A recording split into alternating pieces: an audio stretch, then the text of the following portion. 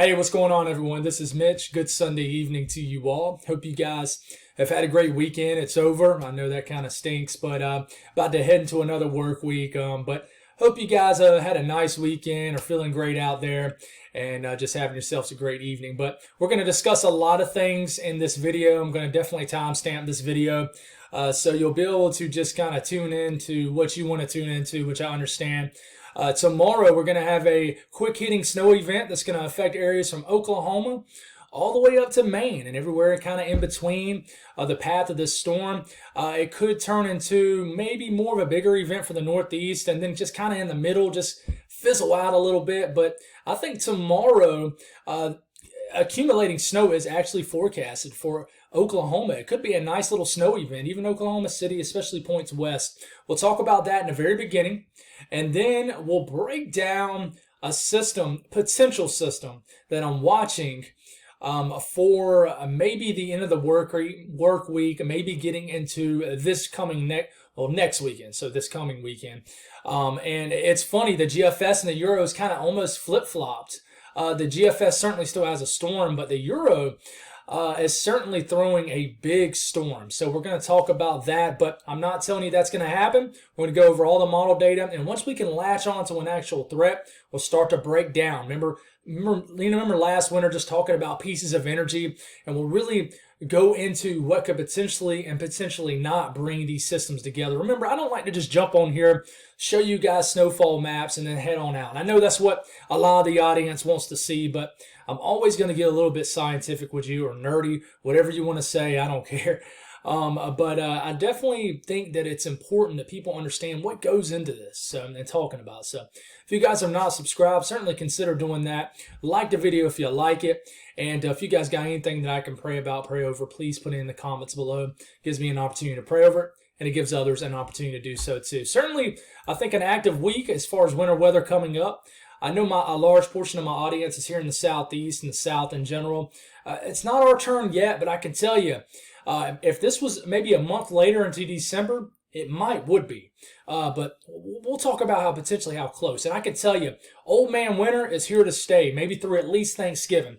Once we get past Thanksgiving, we start to get into a time frame where it's very unreliable.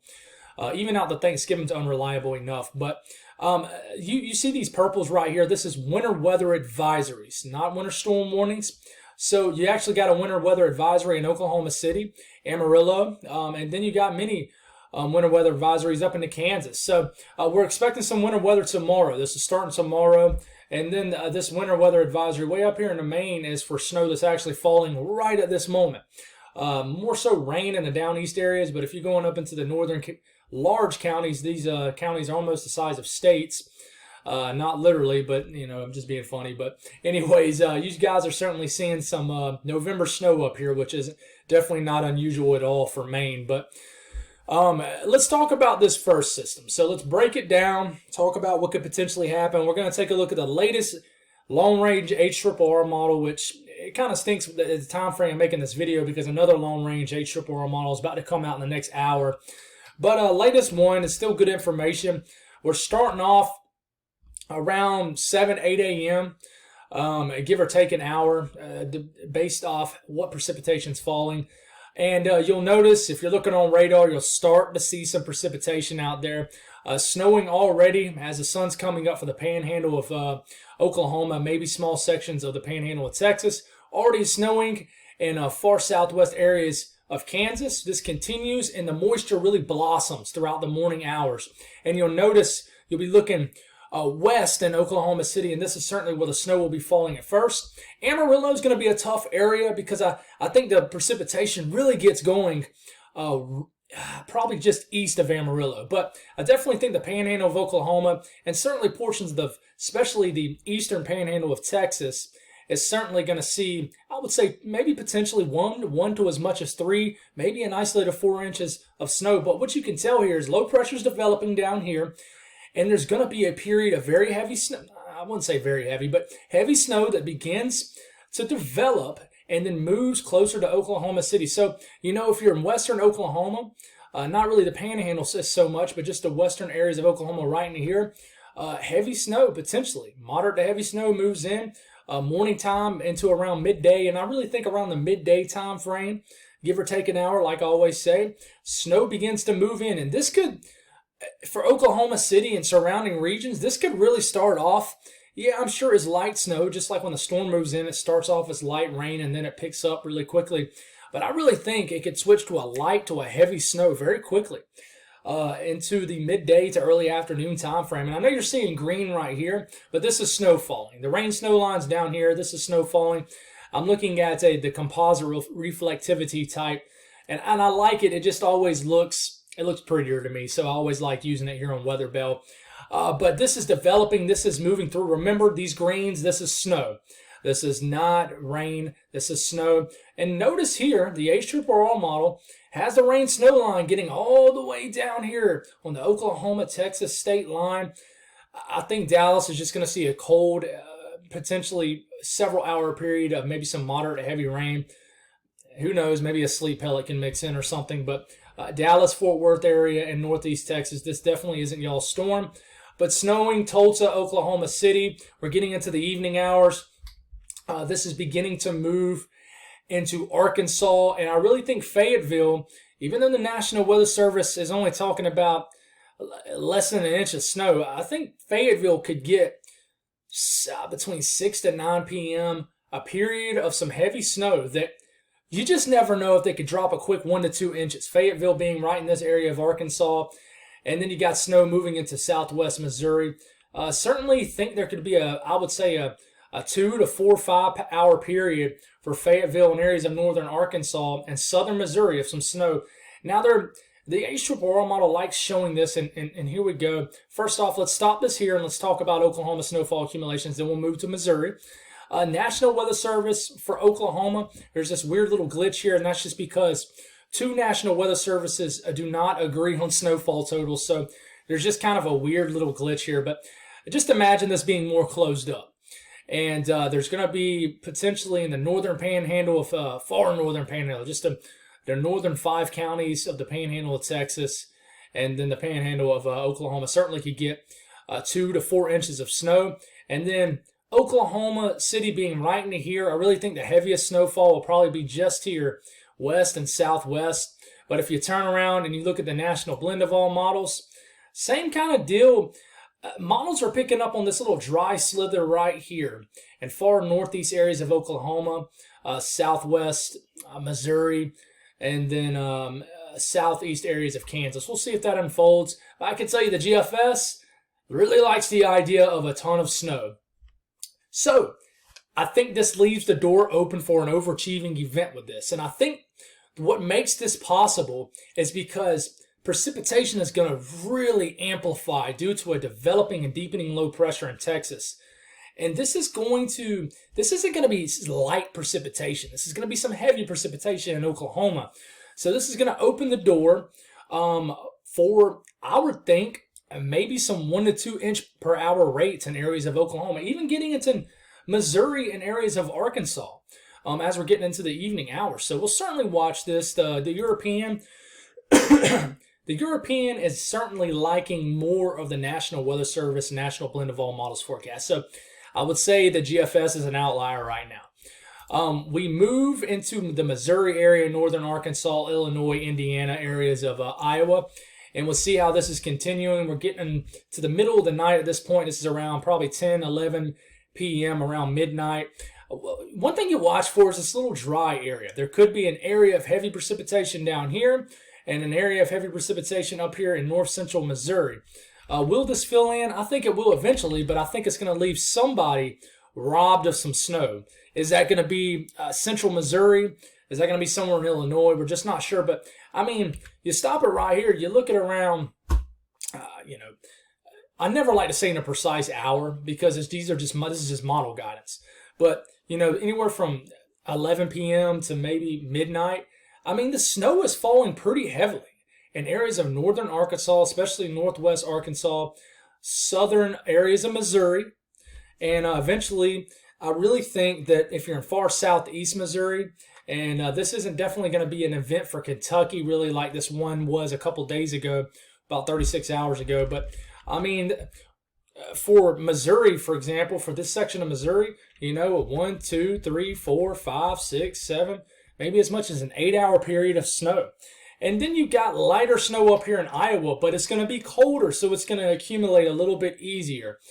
But the snow starts to move into Illinois overnight, Monday night into Tuesday morning. Then by the time the sun's coming up, snow spreading into Indianapolis. And I really think where the warmer air is, but it's still cold enough for snow, but the heaviest precipitation's to the south, I really think maybe more snow could actually fall in the warmer temperatures, just due to the fact that you have heavier returns, heavier precipitation. I certainly think that Chicago is going to see a period of some snow, probably sometime Tuesday morning. It's certainly possible. And then we only go out 48 hours. It's still snowing in Iowa, by the way. And it's snowing in the north central U.S. I kind of robbed y'all with a little bit of time on this, but you guys are going to be seeing snow with this too to the north. But this is the National Weather Service for Missouri, Illinois, Iowa area. Lighter totals up here, 1 to 2 inches of snow potential for most of Iowa. I think the western areas of Iowa a little bit less. St. Louis being into here, I think this might be a situation where maybe more heavier snow falls north of St. Louis, 1 to 2 inches of snow, but St. Louis could certainly pick up an inch of snow. It's crazy. St. Louis points east, really the eastern counties just east of St. Louis picked up anywhere from 4 to 6 inches with a heavy band of snow that fell with that last event, 36 hours ago or so. But north central Missouri, the National Weather Service is picking up on this little dry slide here, right into here that I just mentioned. So somebody who wants snow in areas of Missouri, maybe southeast Kansas and northeast areas of Oklahoma might get robbed of it. You look at the blend of all models here, it pretty much agrees about as much as you can ask for with the National Weather Service. Then you look at the GFS, which is the outlier with this system, shows pockets of 3 to 4 inches of snow possible. And, it actually gets Indianapolis 2 to as much as 3 inches of snow. So it's the outlier. It's definitely, it's giving Chicago 2 to 3 inches of snow. So certainly giving the most snow with this. And, you look at the European and what it shows with this system, and not quite as aggressive, especially further south. But remember, the European has a warm bias, so it doesn't like the idea of it snowing down here. But, certainly, north of St. Louis, it's showing that little bit of a jackpot area right in here. So we'll watch this. Looking at this as a whole, to watch it unfold with the HRRR model, and I don't know why it's not showing me the picture past. Let me see if it's glitching up on me. Sorry, guys. Oh, it's because we lost the HRRR model. So really what we can do is we can just kind of look at the European on how this unfolds, and look at, let's see, hourly, and it's the 90s, it's the 18Z Euro 2, so it's the latest and greatest information. We can see how this unfolds on the Euro. The precipitation maps on this isn't as quite as in-depth as the HRRR model, but the Euro, it really splits the Ohio Valley. It doesn't like giving much snow to Indiana, Ohio, and then this is when the low pressure tries to redevelop right here to the southeast, and we're about to talk about for you folks in the northeast too. So definitely a lot of light snow just kind of flying around Wisconsin, Minnesota, Iowa, maybe northern Illinois, certainly maybe some holiday flakes, some mood-setting flakes. I've been joking around today on social media talking about it's okay to put up your Christmas tree before you eat your casserole. So I don't know why people make the biggest deal about not putting up your Christmas tree, but it's one thing if you don't like it, but it's another thing when you get mad when other people do it before Thanksgiving. But it's just always a funny joke that I like to joke with people with. But the National Weather Service with this event shows it well. I think there's a chance that the system hangs together a lot more in Indiana and then maybe into Ohio. But for the most part, between now and Wednesday morning, it doesn't like Indiana and Ohio getting much snow with this system. It really doesn't. Now, this is kind of a wild card setup that, I probably didn't think I was going to talk about much. But there is a chance that, and I can really just look at it here because we've lost the 18Z HRRR model. And really, we'll stop it here. This is around Tuesday morning, South Carolina, North Carolina. Y'all get the picture here. You see this little bit of pink showing up in the North Carolina mountains? So what's going to be going on? There's going to be a lot of dry air in place. Dew points are going to be in the 20s. Temperatures will probably be in the 40s or 30s. And then moisture is going to be moving in. So when your dew points are in the, I don't know, say the 20s, say 25. Your dew point's 25. Your temperature might be 38 or 40 or something. When moisture moves in, it causes the temperatures to drop and the dew points to rise. Dew points rise because there's more moisture in the atmosphere, and temperatures drop just because precipitation causes the temperatures to drop. You think about a storm in the summertime. It's 95 degrees. The dew points are in the low 70s. As soon as that storm hits, the temperatures drop all the way into the 70s. It's rain-cooled air. It happens in all seasons. It's the same thing. We call it evaporative cooling or a wet bowl being met. And wherever that dew point meets the temperature, say it meets at 34 degrees, that is your wet bulb temperature. So I hope that makes sense. We'll be talking about that a lot more in the winter. But anyways, what I'm saying is, even though this green is showing up Tuesday morning for the Triad, maybe even down to Charlotte, some of this could be falling as some sleet. As this moves through, it'll cause the temperatures to drop, dew points to rise. And as that's happening, the evaporative cooling's happening, some sleet could fall. Not going to be a big deal, but I certainly do think it's possible. Look at these dew points kind of situated in this area as the precipitation's moving in. This isn't temperatures. If this was temperatures, it would be a much bigger problem, but these are dew points, so some sleet is possible in North Carolina and definitely even in Virginia. And in fact, you look at the National Weather Service out of Greenville, Spartanburg, it shows the idea there's probably going to be a glaze of ice. Freezing rain will be not a big deal, but there's definitely going to be a glaze of ice. Even Asheville, maybe 0.05 of an inch of an ice. Maybe Brevard could get over 1/10 of an inch of ice. But in general, we're going to have some glazing on some trees up here. And it's going to be definitely a little winter weather event Tuesday morning, even for the southern apps. Now, we go a little bit further up the road into the northeast with this first system. This is going to move through, and we'll stop it here. It's around Tuesday afternoon. Look at the mountains of Virginia, West Virginia, and then the mountains in the higher terrain of central Pennsylvania. You got some freezing rain, some sleet, some snow breaking out. This continues, and the GFS likes the idea of snow falling even outside of those higher areas of Pennsylvania. You remember, Pennsylvania has some hills and some mountains. They're not very high, but they're certainly there. Now, there's an area right down here. Somebody told me last year, I forgot what the mountain range down here, they call it something down here in Pennsylvania, where, there is some higher mountaintops, but a lot of hills. And one thing you'll watch out for is the GFS. Check this out.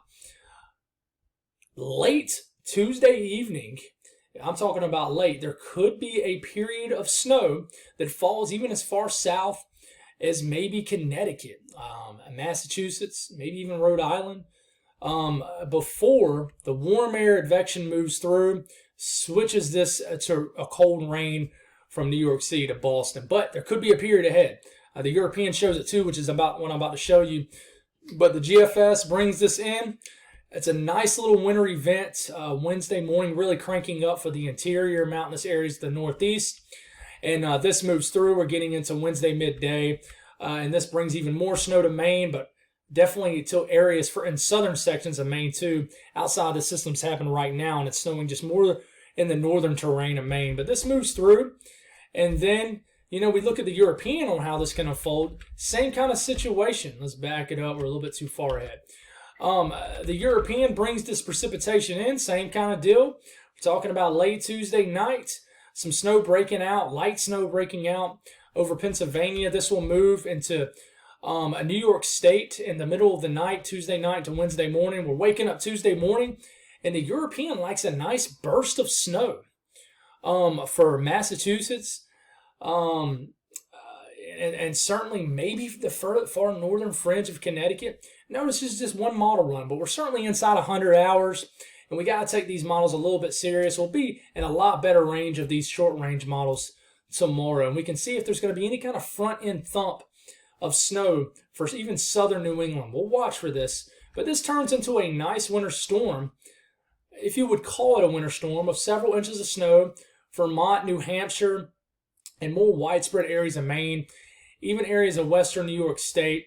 As this low pressure really gets cranked up here and deepens, I mean, it's a sub 1,000 millibar low pressure out here, so it's deepening. That means the precipitation field is expanding and getting more intense, meaning more heavier snow, heavier rain can fall. You just got to link more up with the cold air, but this could turn into a pretty, substantial winter storm for areas of up here. So this will be the first, I would think, big snow event for the interior Northeast. So, you look at the National Weather Service. I know this is really small here, but this is between now and the event that's happening right now is added to these totals up here in northern Maine. But, it's not throwing a lot of snow with this system, but I certainly think it's possible that more snow can fall. Just let's see if we have a model and go out a little bit further. Nope, that's as far as it goes. But you look at the national blend of all models here, and I feel like this is a better one to look at here, and really shows. Just want to make sure we're not adding another system here, but really shows the idea of a lot of snow. This is between now and the next Friday. Well, this Friday morning. It just tells you it's going to be a wintry week. I mean, you even got a few inches of snow into West Virginia. Lake effect snow bands popping off Lake Erie and probably off Lake Ontario also. And it's not a ton of snow for interior New York State, but for November, it's some nice mood flakes out here, and 2 to 5 inches of snow is possible. But once you get into northern Vermont and New Hampshire, you certainly could get several inches of snow, and definitely once you get into Maine. But you notice down here, especially western Mass, there's a little bit of snow showing up. But one great thing to look at here is the European ensembles. What do they show? And this is definitely not what we want to see. Let's go back to 12Z. And let's go all the way to Friday morning. I mean, the European ensembles from 12Z show a nice little signal, even down into Mass, even a little signal into Connecticut. So this is a pretty nice signal for a moderate winter storm for mid-November standards for the interior Northeast. So y'all definitely got some snow coming. Now, running out of breath here. Let's talk about a little bit, about as much as we can, about a second system. Now, the GFS, there goes the first one. The GFS, and I will tell you, between the first system and the potential second system, there's going to be a lot of Great Lake snows popping off with the lake effect snows, northwest flow. Like I said, just a wintry week. I mean, there could be a period of flurries or light snow that could drift all the way into Kentucky, Tennessee, maybe sometime in the middle of the night, Wednesday night into Thursday morning. We'll just got to watch things. There's energy flying around everywhere. And then the GFS. Here comes the system showing up Saturday morning. You got another period of snow. This could be light for Oklahoma, Panhandle of Texas. We'll watch to see if it links up with some energy up here. On the GFS, it doesn't. On the latest, it doesn't link up with the energy up here. And we'll talk more about the energy when we get a little bit closer. Let's get a little bit more model consistency with all models. There's no point in getting that detailed on it right now. But it doesn't really show these pieces of energy showing up. There's enough cold air still entrenched in this region for this to be a pretty, decent snow event further inland. You're not going to get enough cold air deep into the Carolinas, Georgia, Alabama for this. You would need to have something substantial change in the pattern and more cold air just to trend with this trough, but we're running out of time for that. Now the European has suddenly kind of showing a little bit what the GFS was showing over the last couple days. Here it comes right here.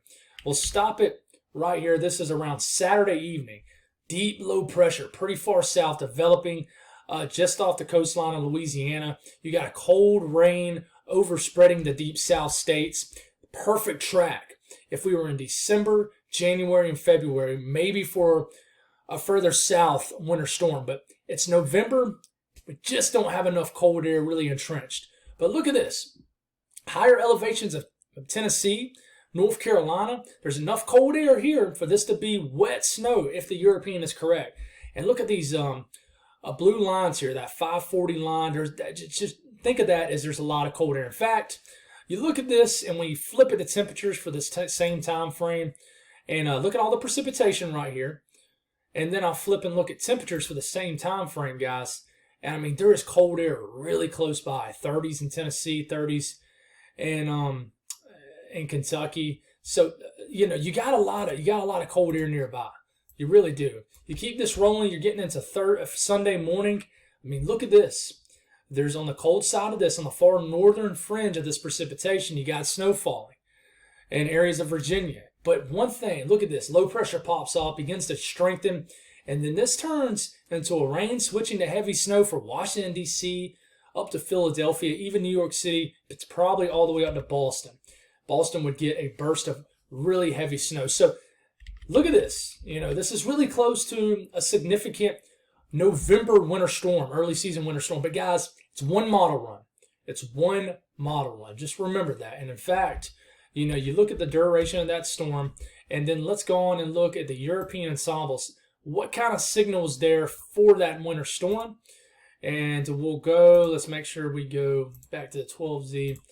And let's make sure we show the right storm. So this is all the energy flying around that we just talked about. And then here comes our system down to our south.